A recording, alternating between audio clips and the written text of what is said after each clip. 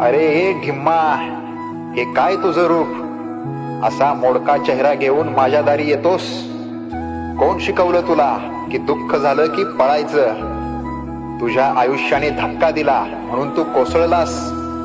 अरे एक धक्का काय, 100 आले तरी तू उभा राहायला हवा. तू माझा माणूस म्हणवतोस ना, मग तुझं मन एवढं कागदासारखं कसं?